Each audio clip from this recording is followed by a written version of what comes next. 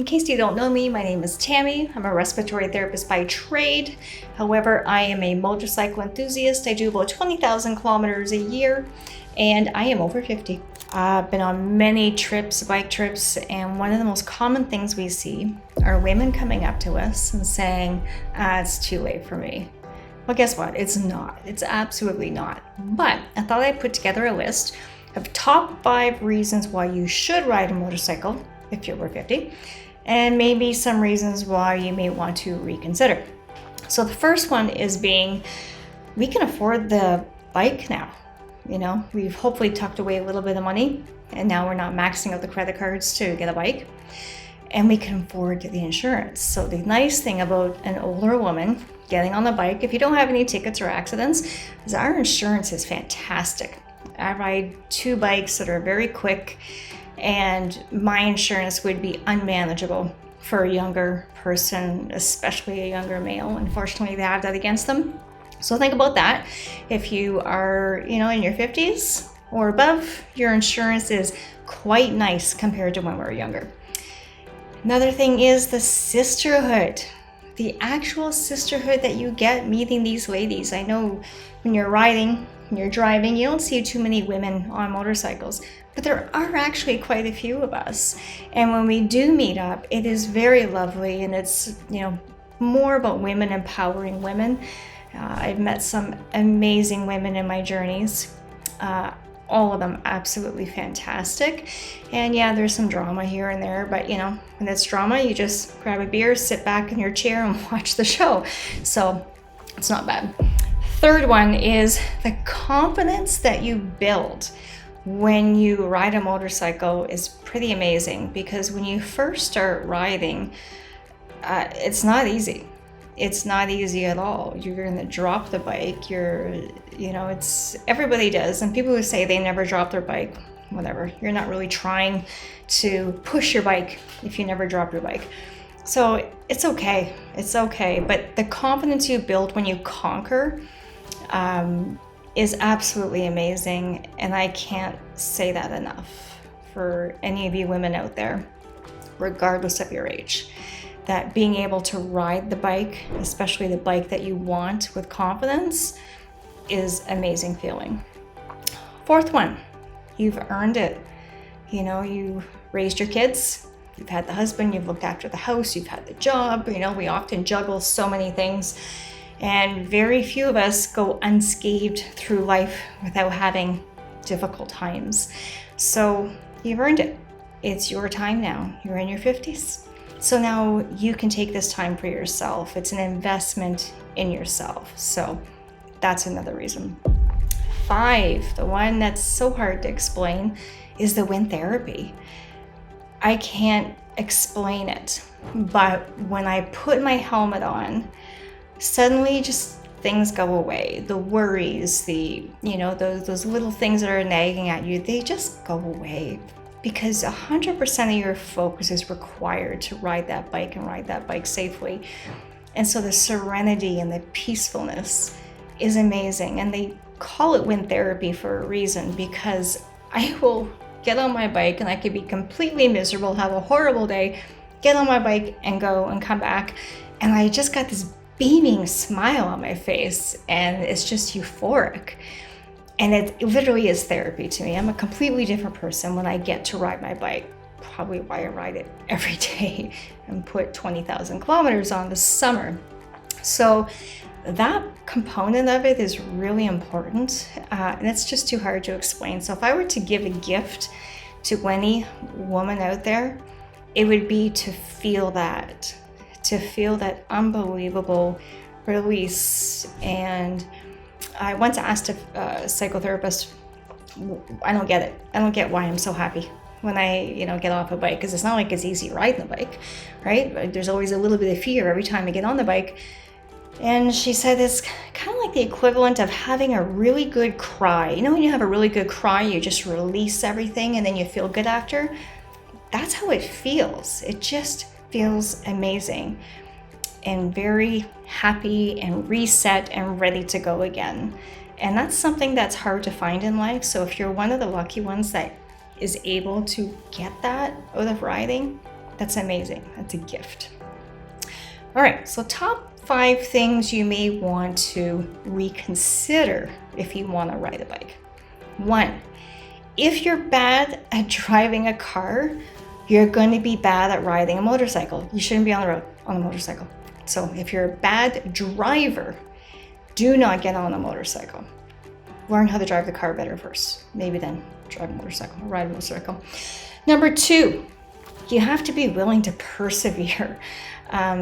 When you first start riding, taking a riding course is absolutely essential when you first start, because your husband's brother's friend is going to train you, and they're going to train you on all their bad habits, and it's ridiculous. And then you got bad habits. If you go to a riding course, they will train you properly, and you'll learn all the good habits right from the very start. And you're going to drop the bike, you're going to stall it, it's a mess. It's a mess, but it's okay. We've all been there. And you just need to learn to get back up and go again. And that's part of the confidence building, is that you think, oh my goodness, how am I ever going to get through this, and tight turns? But you do, with practice and hard work. So don't let that get you down. You need to persevere, but if you get through to the other end, the feeling is amazing. And 3rd one, sometimes your family, your kids may not like the fact that you're riding. They may be scared. There's often, not with my family or my son, thankfully, they're all quite supportive and know that it makes me so happy that I don't need to be told how much risk I'm taking. But you'll have complete strangers come up to you and tell you, oh my goodness, please be careful. And yeah, I get that. I'm an older woman. I've made my choices, and I understand that there's risks involved. Same as driving a car, riding a pedal bike. I get it. Don't need to be told. But if it's your own family, you may, not be able to console them, and that is something you have to consider. Another thing is friends. A lot of friends may not understand your passion and why you're doing this, and you can't really expect them to know that. I mean, for me, I could talk motorcycle all day, every day. And to them, it's like, they don't want to talk about it. It doesn't mean anything to them.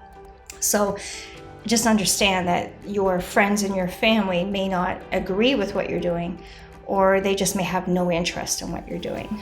But again, there is a sisterhood that do rides that are just as passionate and as idiotic as myself about bikes, and you can talk to them about it. So that's something to consider. Another is that it can become addictive. And I know it sounds funny, but I am 100% addicted to riding. In the summertime, rain, shine, I'm on that bike every single day. And because it makes me happy. It makes me feel very grounded.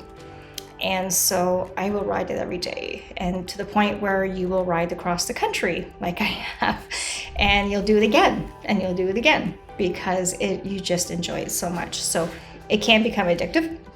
I don't think it's really a bad addiction, but it is an addiction. Now, the last thing that you should really consider is that we are 50 and over, and that you should consider muscle strength. So depending on the bike you get, there's lots of different bikes. You will want to consider strengthening muscle, core strength, leg strength, and there's whole exercises I do in the wintertime to get me ready for the spring, for riding. We have winters here. We literally have snow on it right now. There's snow on the ground. I can't even ride the bike if I wanted to. But if I don't exercise specific exercises, creatine, protein powders, if I don't get myself ready, it's hell in the spring getting on the bike. It's hard. So just consider that if you do have low muscle mass, because our muscle mass does deteriorate over time, is that you have to work harder to keep that muscle mass up. And once it's up, and if you're in a place where you can ride your bike every day, then you don't have to worry about it so much. But it is certainly something that you do have to consider for sure. So those are the concerns that I would have. As far as picking a bike, picking gear, those are whole other videos I'm happy to review at some point. If anybody's interested, just drop me a comment below. But as far as reasons to ride and not to ride, the only other reason not to ride is if you're being pressured by a husband or anybody really that says, yeah, they want you to ride because they ride. Unless you want to, don't do it.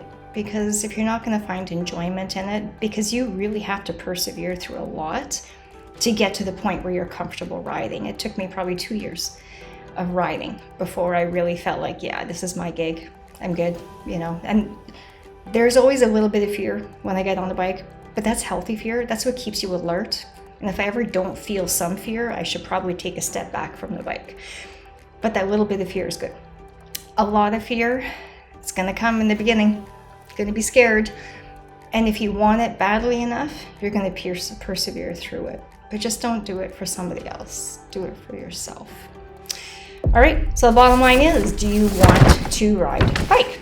So if you do, the first thing I would say is book the course, the MSF course, or here in Ontario, we have several courses, Georgian Motorcycle, we have one at Canadore, North Bay, they're all over the place. They're all very good courses. And don't buy a bike before you go to the course, because now you're going to be pressured to actually pass the course because you have a bike sitting at home. So I've had so many people go and buy a bike before they've even taken the course. Don't do that, just because of the pressure. Many people have taken the course, because I've actually been here at the course. Many people have taken the course and they decide after day 2, yeah, it's not for me. And that's okay. That's absolutely fine if it's not for you, but at least you investigated it. It's their bike, you drop it, it's their bike. You don't have to really invest in anything at that point.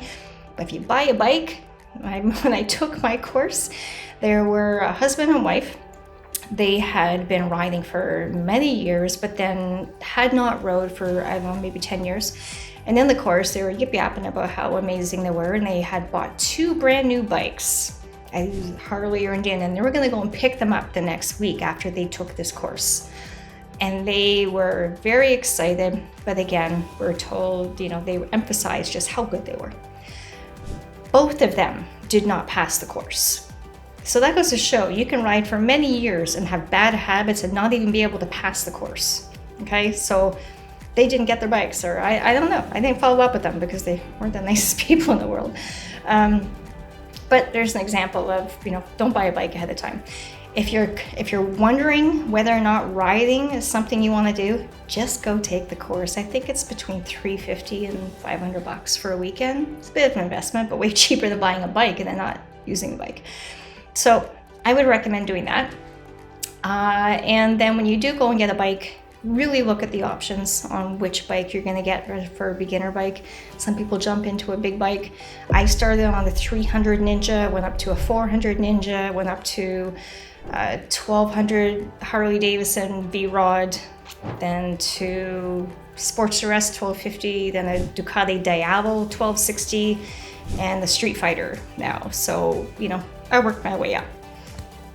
It has been 7 years of riding, and every year it just keeps getting better and better. I just wish I could ride every single day, even in the winter time. Unfortunately, I have to have my bikes in my rec room because we're in winter. We have several feet of snow, and those of you who say go out and ride in the snow, you try coming north and riding in our snow 12 feet. So that's about it what I have. If any of you have any comments or have any questions, you want me to review anything else, by all means, let me know. I'd be happy to do so. Thanks and good luck. I hope you sign up.